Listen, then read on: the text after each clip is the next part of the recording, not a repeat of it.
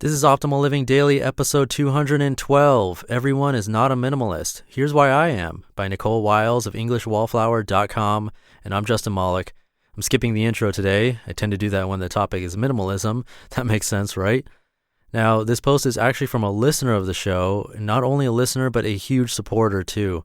I'm very grateful for Nikcole, and I'm happy to be reading a post from her blog, EnglishWallflower.com. With all the support she's given this show from the very early on stages through now, it would be awesome if you could help me return the love by visiting her blog too. And just a little bit about her, she defines herself as a believer, wife, mother, advocate, academic, and minimalist. Writing is a huge passion for her. She's been doing it for almost 20 years.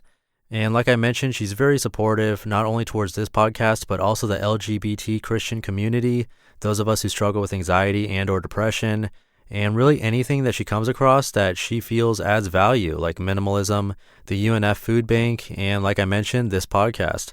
So now that you've heard a little bit about her, let's hear her post and start optimizing your life. Everyone is not a minimalist. Here's Why I Am, by Nikcole Wiles of EnglishWallflower.com. The media loves to latch onto trends. Lately, minimalism is one of those trends that the media seems particularly interested in, and I'm okay with that. Media attention, positive, negative, condescending, or otherwise, is a type of attention. And despite how the media sometimes portrays the situation, everyone is not a minimalist. So I'm not here to defend minimalism as an underground, cool, cult-like sort of vibe. No, that's not what I want. I want minimalism and the discussion of minimalism to be above ground, open, honest, and useful. I don't want to hoard it for myself and then bail when it hits it big because its popularity makes it instantly uncool. That's so not what this is about. With this in mind, I thought I'd write up an honest post about why I am a minimalist, or more accurately, as I've dubbed myself, a minimalist in training. Reasons I'm a minimalist in training. Number 1, I suffer from anxiety and depression. Now, I know what you're thinking. How does this connect at all? Well, it really does. I'm a walking entity of anxious.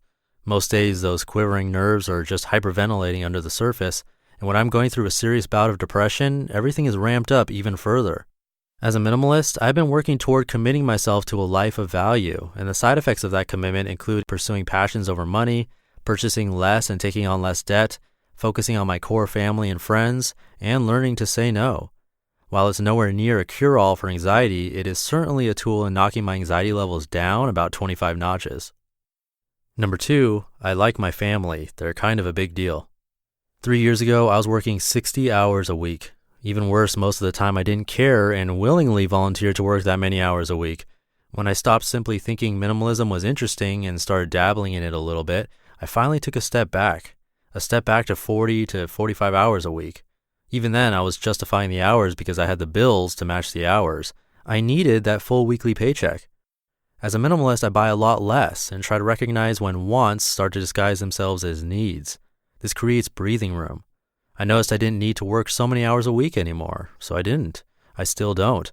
I maintain a part-time working life now, spending the extra time with my wife and daughter instead. Number 3, I hate cleaning, but I can't stand a dirty home. One of my least favorite tasks is cleaning my home, but one of my greatest pet peeves is a dirty home. Plus, I tend to get anxious when the house is dirty because you just never know when someone might pay an unexpected visit. As a minimalist, I'm constantly trying to pare down my physical possessions. I'm also constantly forcing myself to be intentional about new physical possessions I bring into my home. Simply put, it takes so much longer to clean a home that has 10,000 items than a home that has 5,000 items. I'm nowhere near where I'd like to be when it comes to clutter in my home. However, I keep myself intentional, and as a result, there's a lot less junk to clean. Where cleaning the house may have taken an entire day before, it takes a half hour to an hour now, depending on exactly how much havoc our daughter has caused over the last week or so. Number 4, I want to be as happy as I can possibly be. I'm not making this up. I'm happier as a minimalist.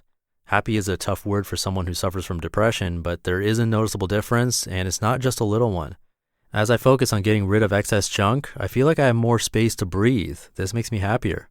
As I focus on giving more of my time to my family and less to a job, I create awesome memories and experience a lot of joy. This makes me happier. As I pay down debt and reduce my urge to consume, I dump a lot of the financial worry that burdens people day to day. This makes me happier. Number 5, I care about others more. Again, it might initially seem like there isn't a strong connection here, but there is. As I've gotten rid of distractions and stuff and relationships that don't positively impact my life, I've made a lot of time for thinking.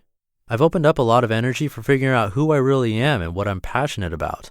I realized that I want to be honest and open about my personal struggles. Then I realized I want to take my talents and my passions and connect them to that honesty. And when I realized all that, I suddenly realized I want to contribute to people in a positive way. I was no longer distracted by the constant consumption and me attitude. I had long enough to realize that people have particular struggles I'd love to help with. I decided to use my newly available energy to become a less judgmental, more loving person who tries to genuinely consider other people. I care about others more, and I believe I do because minimalism has freed some of my energy up to do so. So is the media right? Is minimalism a trend, and perhaps a trend that's destined to fade away as trends do? Maybe. For me, though, minimalism has real benefits that I would never sacrifice. Minimalism is here to stay for me, and I hope this particular trend sticks. Minimalism doesn't have to be the same for everyone anyway. What could minimalism do in your life? What would your list of reasons look like after a month, 3 months, 6 months, or a year of using minimalism to improve your life? You just listened to the post titled, "Everyone is Not a Minimalist, Here's Why I Am," by Nikcole Wiles of EnglishWallflower.com. I found this post to be spot on, and that's why I wanted to read it to you. The more I've tried to be a minimalist, the more I see these areas improve in my own life. And I'm a minimalist in training right now too. I wouldn't say I'm a full-blown minimalist, and this post is especially for those of you who are in that process too, maybe thinking about minimalism but haven't quite implemented some of the practices, or you're doing it on an ongoing basis but could use the extra motivation. Again, you can visit Nikcole at EnglishWallflower.com, and please do. I can say that much of this show has been brought to you by her. And really quick, if you want a chance to win a book by The Minimalists, I give a copy away every month to a random person on my mailing list. So to be a part of that for free, come by oldpodcast.com and enter your email address. You'll get some free stuff from me on top of that bonus raffle, and you'll get a little email from me once a week with some life tips and letting you know what's going on in my life. So again, you can come by oldpodcast.com for all of that, or a super quick way to join is to text the word optimal to the number 44222. Tomorrow will be a continuation of the minimalism subject for our typical Minimalist Monday episode featuring Leo Babauta of Zen Habits. So I'll see you there where your optimal life awaits. Hey, this is Dan from the Optimal Finance Daily podcast, which is a lot like this show, except more focused on personal finance. Justin handpicks the best posts he can find from blogs and authors like Ramit Sethi, Mr. Money Mustache, and more, and I read them to you 5 days a week. So if you enjoy this podcast, come on over and subscribe to Optimal Finance Daily too. And together, we'll optimize your financial life. You've been listening to Optimal Living Daily. Be sure to hit the subscribe button to stay up to date on each new episode, and head to oldpodcast.com. That's OLDpodcast.com for a free gift, as well as more actionable tips and resources to help you maximize your potential. Thanks for joining us, and remember, your optimal life awaits.